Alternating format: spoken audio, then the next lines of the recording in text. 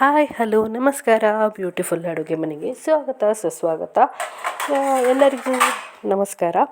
ಬೆಂಡೆಕಾಯಿ ಅಂದರೆ ಎಲ್ಲರಿಗೂ ಇಷ್ಟ ಆಗಲ್ಲ. ಯೂಶಲಿ ಇದು ಲೋಳೆ ಚೆನ್ನಾಗಿರಲ್ಲ, ಇಷ್ಟ ಆಗಲ್ಲ ಅನ್ನೋ ಕಂಪ್ಲೇಂಟ್ ಮಾಡೋರ ಮಧ್ಯ ಇವತ್ತು ಯೂಸ್ಫುಲ್ ಆಗುವಂಥ ಬೆಂಡೆಕಾಯಿ ಒಂದು ಸೂಪರ್ ರೆಸಿಪಿ ನಾನು ನಿಮ್ಮ ಜೊತೆ ಶೇರ್ ಮಾಡ್ತಾಯಿದ್ದೀನಿ. ಈ ರೆಸಿಪಿ ನಿಮಗೆ ತುಂಬಾ ಯೂಸ್ಫುಲ್ ಆಗುತ್ತೆ, ಹಾಗೆ ತುಂಬಾ ಇಷ್ಟ ಆಗುವಂಥ ರೆಸಿಪಿ. ಯಾರು ಬೇಕಾದರೂ ಮನೇಲಿ ಮಾಡಿಕೊಂಡು ತಿನ್ನುವಂಥ ಸೂಪರ್ ಬೆಂಡೆಕಾಯಿನ ಒಂದು ಸಿಂಪಲ್ ರೆಸಿಪಿ ನಿಮ್ಮ ಜೊತೆ ಶೇರ್ ಮಾಡ್ತಿದ್ದೀನಿ.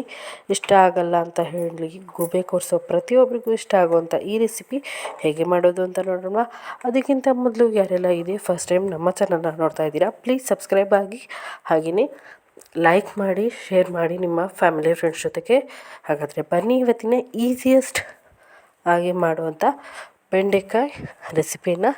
ಇದರಲ್ಲಿ ಯೂಸ್ ಮಾಡೋ ಮಸಾಲೆ ಅಂತೂ ಸಖತ್ತಾಗಿರುತ್ತೆ. ಆ ಮಸಾಲೆ ಯಾವೆಲ್ಲ ರೆಸಿಪಿಗೆ ನೀವು ಯೂಸ್ ಮಾಡ್ಬೋದು ಅಂತ ಕೂಡ ನೋಡ್ಬೋದು. ಹಾಗಾದರೆ ಬನ್ನಿ ಇವತ್ತು ಶುರು ಮಾಡೋಣ ನಮ್ಮ ಈಸಿ ಸೂಪರ್ ಟೇಸ್ಟಿಯಾಗಿರೋಂಥ ಬೆಂಡೆಕಾಯಿ ರೆಸಿಪಿನ. ಮೊದಲಿಗೆ ನಾನಿಲ್ಲಿ ಒಂದು 6ರಿಂದ 8 ಬೆಂಡೆಕಾಯಿ ತೊಗೊಂಡಿದ್ದೀನಿ. ಇದನ್ನು ಕ್ಲೀನಾಗಿ ವಾಶ್ ಮಾಡಿ ಒರೆಸಿಟ್ಕೊಂಡಿದ್ದೀನಿ. ಇದನ್ನು ಸಣ್ಣದಾಗಿ ಕಟ್ ಮಾಡ್ಕೋತಾ ಇದ್ದೀನಿ. ನೋಡಿ, ಈ ಥರ ನಾನು ಸಣ್ಣದಾಗಿ ಕಟ್ ಮಾಡಿಬಿಟ್ಟು ಇಟ್ಕೊಂಡಿದ್ದೀನಿ. ಸ್ವಲ್ಪ ಕೂಡ ನೀರಿರಬಾರ್ದು.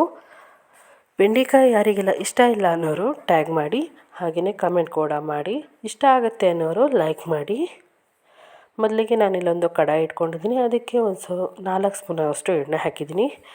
ಹಾಗೆ ಸಾಸಿವೆ, ಹಾಗೆ ಸ್ವಲ್ಪ ಜೀರಿಗೆ, ಹಾಗೆ ಒಂದು ದೊಡ್ಡ ಈರುಳ್ಳಿನ ಕಟ್ ಮಾಡಿ ಹಾಕ್ಕೊಂಡಿದ್ದೀನಿ. ಇವೆಲ್ಲ ಹಾಕಿಬಿಟ್ಟು ಚೆನ್ನಾಗಿ ಫ್ರೈ ಮಾಡ್ಕೊಳ್ಳಿ. ಈರುಳ್ಳಿ ಸ್ವಲ್ಪ ಕಲರ್ ಚೇಂಜ್ ಆಗಬೇಕು,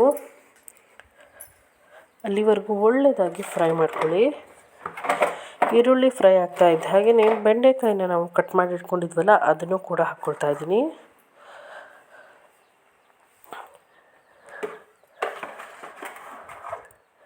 ಈರುಳ್ಳಿ ಚೆನ್ನಾಗಿ ಕಲರ್ ಚೇಂಜ್ ಆದಮೇಲೆ ನಾವು ಕಟ್ ಮಾಡಿಟ್ಟಿರುವಂಥ ಬೆಂಡೆಕಾಯಿನ ಹಾಕ್ಕೊಳ್ಳೋಣ. ಬೆಂಡೆಕಾಯಿ ಹಾಕಿದ ನಂತರ ಒಂದ್ಸಲ ಚೆನ್ನಾಗಿ ಮಿಕ್ಸ್ ಮಾಡ್ಕೊಳ್ಳಿ. ಗ್ಯಾಸ್ ಫ್ಲೇಮ್ ಹೈ ಇಟ್ಕೊಂಡು ಬೆಂಡೆಕಾಯಿನ ಇದ್ರ ಜೊತೆ ಫ್ರೈ ಮಾಡ್ಕೋಬೇಕಾಗತ್ತೆ ಎಣ್ಣೆಯಲ್ಲಿ. ಈಗ ಇದು ಬೇಯ್ತಾ ಇರಲಿ. ಇದಕ್ಕೆ ಗ್ಯಾಸ್ ಫ್ಲೇಮ್ನ ಸ್ವಲ್ಪ ಸ್ಲೋ ಮಾಡಿ ಒಂದು ಮಿಕ್ಸಿ ಜಾರ್ನ ತೊಗೊಂಡು ಅದಕ್ಕೆ ಸುಮಾರು 4 ಒಣಮೆಣಸಿನ್ಕಾಯಿ ಹಾಕ್ಕೊಂಡಿದ್ದೀನಿ. ಹಾಗೆ ಒಂದು ಮುಷ್ಟಿ ಹಾಕೋಷ್ಟು ಒಣ ಕೊಬ್ಬರಿಯನ್ನು ಹಾಕಿದ್ದೀನಿ. ನೆನಪಿರಲಿ, ಇದಕ್ಕೆ ಒಣ ಕೊಬ್ಬರಿನೇ ಯೂಸ್ ಮಾಡಿ. ಹಸಿಕಾಯಿ ಯೂಸ್ ಮಾಡಿದ್ರೆ ಅಷ್ಟು ಚೆನ್ನಾಗಾಗಲ್ಲ. ಹಾಗಾಗಿ ದಯವಿಟ್ಟು ಒಣ ಕೊಬ್ಬರಿನ ಯೂಸ್ ಮಾಡಿ ಈ ರೆಸಿಪಿಗೆ. ಹಾಗೆ ಸ್ವಲ್ಪ ಹುಣಸೆ ಹಣ್ಣನ್ನು ಹಾಕ್ಕೊಂಡಿದ್ದೀನಿ. ಹಾಗೆ ಅರಿಶಿಣದ ಪುಡಿಯನ್ನು ಕೂಡ ಹಾಕ್ಕೊಂಡಿದ್ದೀನಿ. ಹಾಗೆ 1 ಸ್ಪೂನ್ ಆಗೋಷ್ಟು ಕೊತ್ತಂಬರಿಯನ್ನು ಹಾಕ್ಕೊಂಡಿದ್ದೀನಿ. ಇದನ್ನು ನುಣ್ಣಗೆ ಪೌಡರ್ ಮಾಡ್ಕೊಳ್ಳಿ. ನೋಡಿ, ಈ ಥರ ಪೌಡರ್ ಮಾಡ್ಕೋಬೇಕು, ನೀರೇನು ಯೂಸ್ ಮಾಡಬೇಡಿ. ಹಾಗೆಯೇ ಪುಡಿ ಥರ ಮಾಡ್ಕೊಳ್ಳಿ. ಈ ಥರ ನೀವು ಪುಡಿ ಮಾಡಿಬಿಟ್ಟು ಇದನ್ನು ಸುಮಾರು 15ರಿಂದ 20 ದಿನ ಸ್ಟೋರ್ ಮಾಡಿ ಇಟ್ಕೋಬೋದು. ನೀವು ಮಾಡೋ ಯಾವುದೇ ರೆಸಿಪಿಗೆ ಇದನ್ನು ಯೂಸ್ ಮಾಡ್ಬೋದು. ಈಗ ಇದನ್ನು ಸೈಡಲ್ಲಿ ಇಟ್ಬಿಟ್ಟು ಬೆಂಡೆಕಾಯಿ ಫ್ರೈ ಆಗಿದೆಯಾ ನೋಡ್ಕೊಳ್ಳಿ. ಚೆನ್ನಾಗಿ ಬೆಂಡೆಕಾಯಿ ಫ್ರೈ ಆಗಿದ್ದರೆ ಅದಕ್ಕೆ ನೀವು ಈಗ ಮಾಡಿಟ್ಟಿರೋಂಥ ಮಸಾಲೆ ಹಾಕಿ, ಜೊತೆಗೆ 1 ಸ್ಪೂನ್ ಆಗೋಷ್ಟು ಸಕ್ಕರೆ ಹಾಕಿದ್ದೀನಿ. ನೀವು ಸಕ್ಕರೆ ಇಷ್ಟಪಡಲ್ಲ ಅನ್ನೋರು ಬೆಲ್ಲ ಹಾಕ್ಕೊಳ್ಳಿ. ಈಗ ಇದನ್ನೆಲ್ಲ ಒಂದು ಸಲ ಕ್ಲೀನಾಗಿ ಕೈಯಾಡಿಸ್ಕೊಳ್ಳೋಣ. ಈಗ ಇದನ್ನು ಲೋ ಫ್ಲೇಮಲ್ಲಿ 2 ನಿಮಿಷ ಬೇಯಿಸ್ಕೊಳ್ಳೋಕೆ ಇಟ್ಕೊಳ್ಳೋಣ.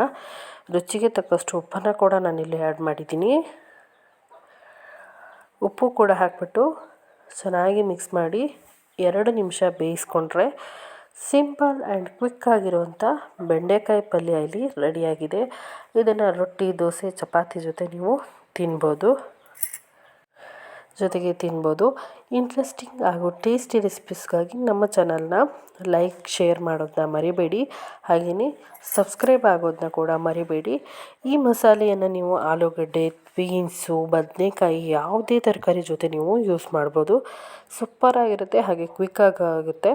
ನೀವು ಈ ರೆಸಿಪಿ ಇಷ್ಟ ಆಗಿದೆ ಅನ್ಕೋತೀನಿ. ಇಷ್ಟ ಆಗಿದ್ರೆ ಪ್ಲೀಸ್ ಸಬ್ಸ್ಕ್ರೈಬ್ ಮಾಡಿ, ಲೈಕ್ ಮಾಡಿ, ಶೇರ್ ಮಾಡಿ. ಇನ್ನೊಂದು ಹೊಸ ರೆಸಿಪಿ ಜೊತೆ ಮತ್ತೆ ಸಿಗ್ತೀನಿ. ಅಲ್ಲಿವರೆಗೂ ಕೀಪ್ ವಾಚಿಂಗ್ ಬ್ಯೂಟಿಫುಲ್ ಅಡುಗೆ ಮನೆಯನ್ನು.